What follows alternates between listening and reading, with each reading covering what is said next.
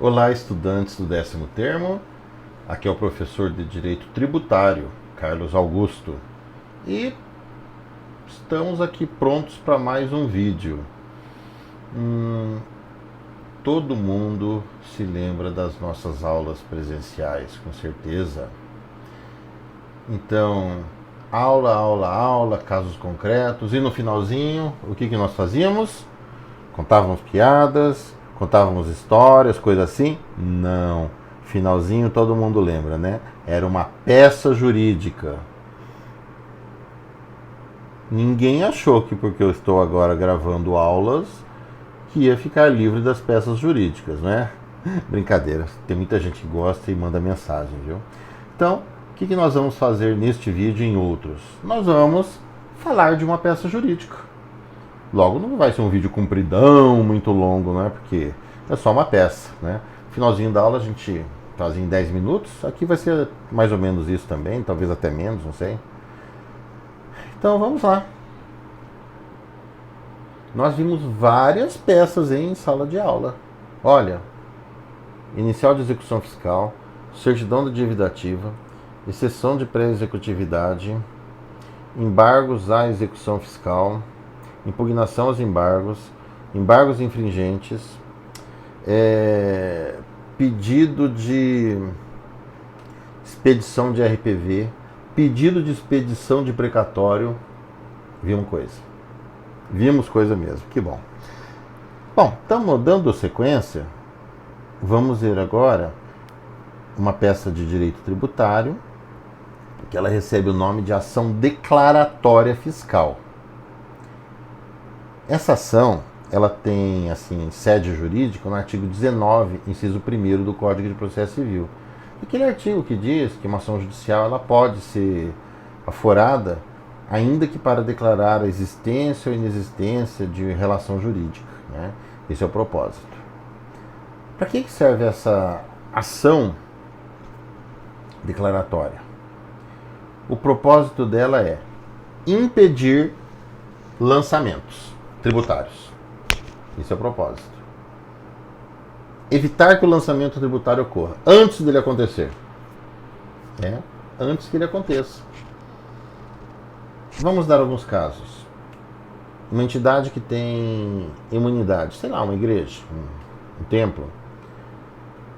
E de repente o município anuncia que vai tributar no ano que vem essa entidade, que acha que ela não tem imunidade na verdade. Ao invés de ficar argumentando administrativamente, o que pode fazer? Já entrar com uma ação declaratória, pedindo que o judiciário reconheça a inexistência de obrigação jurídico-tributária para com a fazenda pública, ou seja, declarando que tem imunidade. Um outro exemplo, mais exemplo. Vamos supor que a prefeitura anuncia que vai aumentar o IPTU em tantos por cento, tal, de uma forma irregular, ou alguma coisa assim, ou por decreto mesmo, ela aumenta por decreto o IPTU para o ano que vem. Gente, o ano que vem, aumentou agora, faz um decreto agora para aumentar o IPTU do ano que vem. Ó, carninha do IPTU só vem final de janeiro, começo de fevereiro, só, por aí. E olha que vai chegar uma hora que a pessoa que vai ter que procurar, viu, carninha? Igual é caso de IPVA. IPVA antes você recebia cartinha na casa, agora você que tem que ir no banco ir atrás disso. IPVA. IPTU é capaz de mudar algum dia, hein? Não sei, vamos ver. É só intuição minha. Não tem nada de concreto. Bom, aí o IPTU só vai vir ano que vem. A prefeitura anunciou agora que vai reajustar por decreto, né? Uma coisa que nem pode ter um decreto reajustando, tem que ser por lei, né? Ué, e aí? Ou você aguarda o ano que vem, ou você pode tomar uma medida agora. Que medida que você pode tomar agora? Você pode entrar com uma ação declaratória. Inclusive pedir uma tutela provisória. Que impeça lançamentos fiscais. Sim, esse é o propósito. Essa ação, como ela tem um procedimento comum, então a gente não pede liminar, a gente pede tutela provisória de urgência. Tá? Essa ação ela tem por propósito impedir um lançamento futuro. Uma declaração judicial dizendo, olha, nesse caso não pode haver lançamentos, porque tem imunidade, ou porque a lei que foi editada está irregular, está inconstitucional, alguma coisa assim. Então o judiciário declara, olha, não pode haver lançamentos desse tipo. Não pode haver lançamentos contra o requerente. Então esse que é o propósito da ação declaratória fiscal. Impedir lançamentos. Agora eu falo assim, lançamento, às vezes a pessoa fica pensando, o que é o tal de lançamento, né? Pera. Lançamento é o ato de constituição do crédito tributário.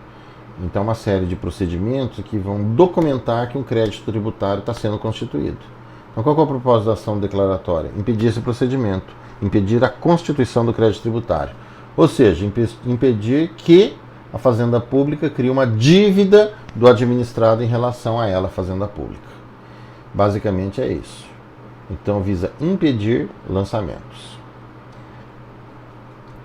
Se o tributo estiver sendo exigido pela União Federal, a ação vai correr na Justiça Federal. Se estiver sendo exigido pelo município ou pelo Estado, vai correr na Justiça Estadual. Então tem essa regrinha. Então, vamos lá, vamos fazer um modelo então dessa peça, né? Um modelo bem, assim, bem ligeirinho, certo? Como a gente fazia em sala de aula. Vamos lá. Endereçamento. Excelentíssimo senhor doutor, juiz de direito da tal vara da comarca de tal lugar. Ou, se for Justiça Federal, excelentíssimo senhor doutor, juiz federal da tal vara da subseção judiciária de tal lugar. Temos endereçamento. Pulamos umas 10 linhas, deixamos o espaço assim, né? 10 centímetros, espaço assim, e vamos fazer o preâmbulo da peça.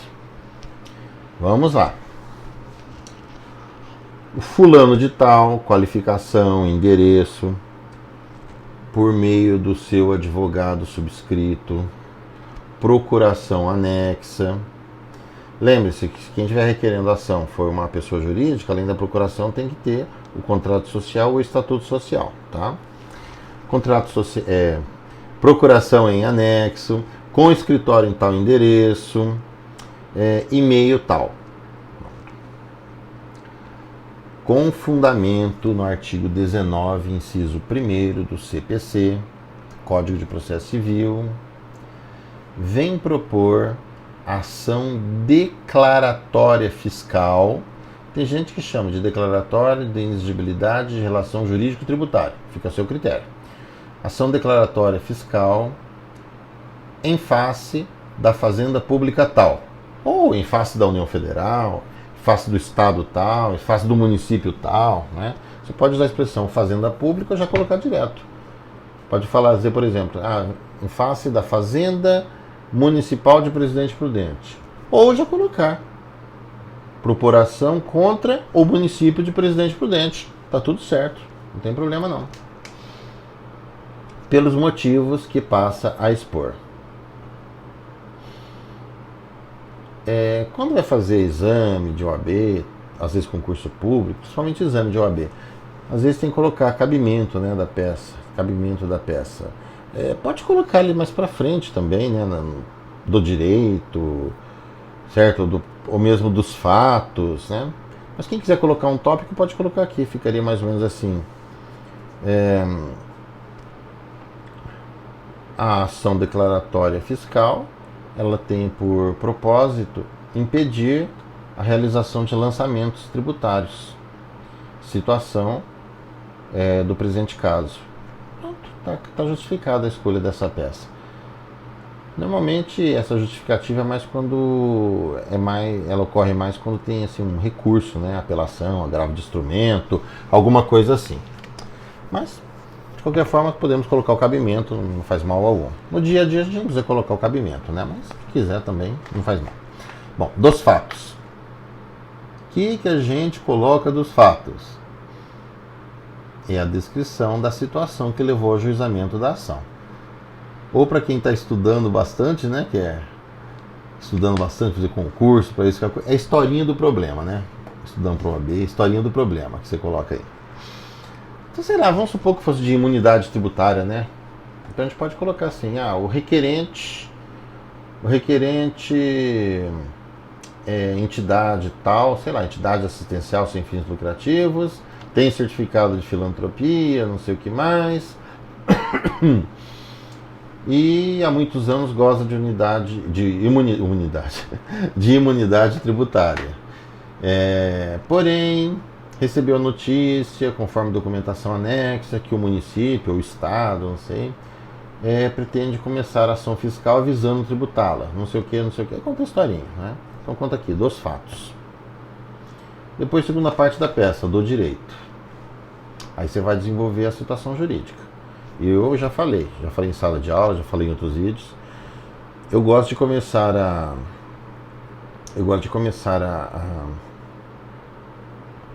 parte do direito com uma afirmação assim concisa, que resume o meu pensamento.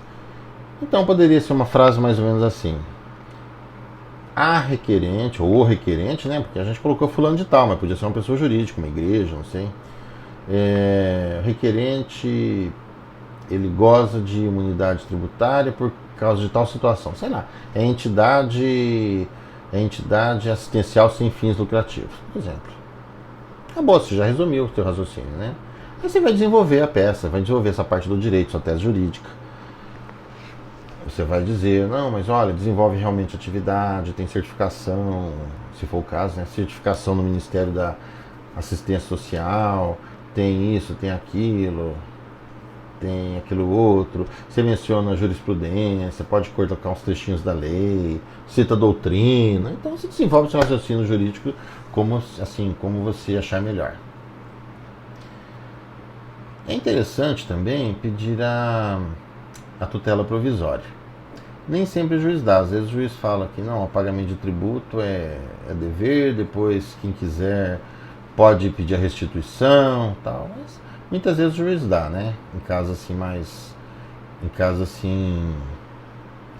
onde a irregularidade na postulação da fazenda pública, né, a imposição fiscal, a futura imposição fiscal, ela é mais assim, ela salta aos olhos. Então pode ser dada a tutela de urgência, né? A tutela provisória de urgência. Então vamos lá. Vamos usar a mesma regrinha quando a gente fala de liminar.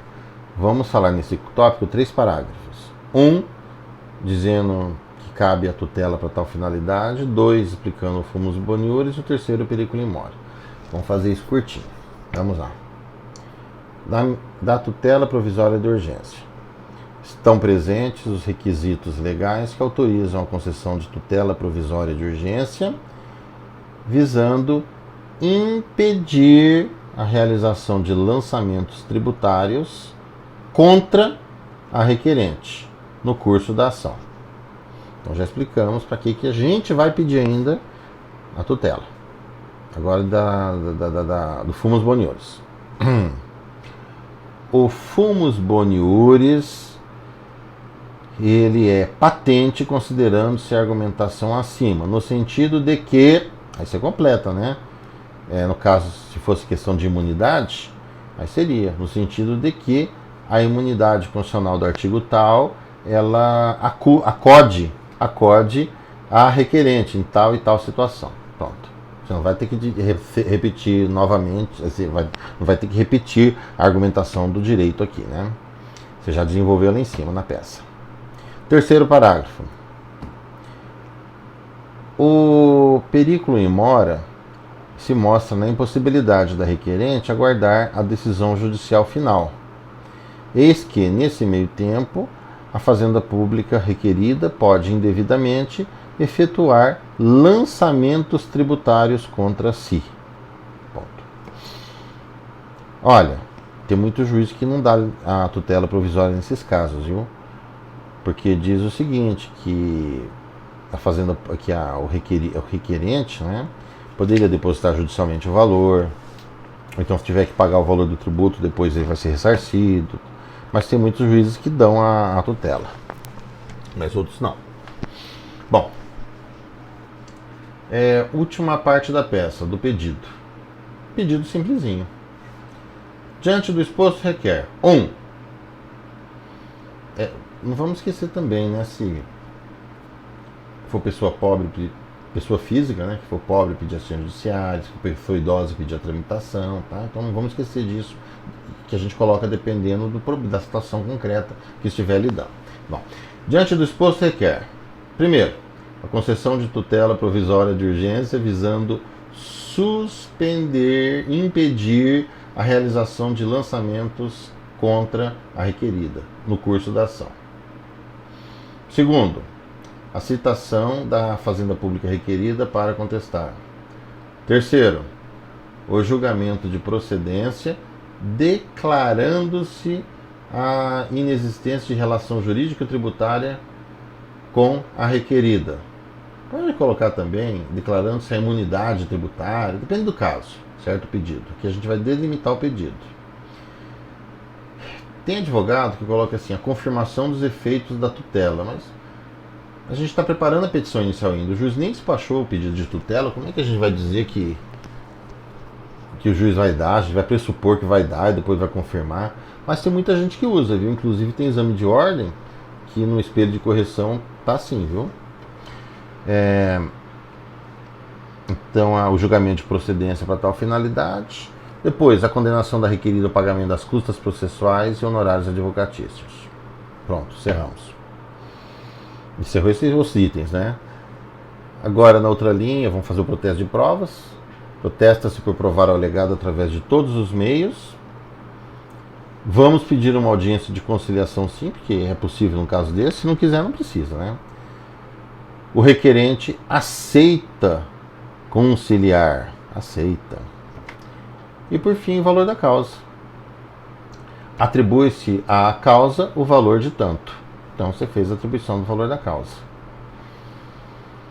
E no finalzinho, qual que é o valor da causa? O valor estimado, não tem lançamento tributário ainda, né? Então, você faz uma ideia de quanto seria o lançamento. Ou joga um valor aleatório, baixo, né? Não vai colocar uma coisa muito alta, 1 bilhão, 1 milhão, pensando depois nos honorários, né? Coloca um valor moderado, um salário mínimo, 2 mil reais, 5 mil reais. Se achar que o lançamento tributário vai ser, sei lá, de 10 mil, coloca esse valor da causa, né? E no exame de OAB e tal, a menos que tenha alguma indicação muito clara do valor da causa, você deixa em branco, tá? Você coloca só XX. Depois a parte autenticativa da peça, né? Local, data, advogado, OAB. E temos aí a nossa ação declaratória fiscal. Pessoal, eu espero que todo mundo tenha aproveitado. O vídeo pode assistir, reassistir, voltar, tirar dúvida, né? Assim, para tirar alguma dúvida. E quem quiser entrar em contato com o professor sobre os vídeos, fazer comentário, pergunta, alguma coisa, pelo Aprender, tá bom? Usa a plataforma Aprender. O WhatsApp é ótimo no dia da prova, eu acho fantástico. Fora da prova, a gente pertence a muitos grupos, né? Eu, por exemplo, estou em grupo de WhatsApp de várias classes. 1, 2, 3, 4, 5 classes. E é muita mensagem, então a gente se perde. No dia da prova é fantástico, porque dá para dar um retorno. Vocês estão vendo a prova à distância? Tá tudo bem? Aí a gente acompanha, né? Então, com relação às aulas, aos vídeos e tal, é pelo Aprender o retorno, tá bom? Que aí o professor, ele responde, tá? E, último aviso, fiquem antenados na plataforma do Aprender, tá bom? Porque dá para fazer um trabalho excelente pela mesma, viu? Eu particularmente estou gostando muito. Então tá bom, pessoal. Estamos falados, vamos ficar por aí. Bom estudo para todo mundo, hein? Tchau!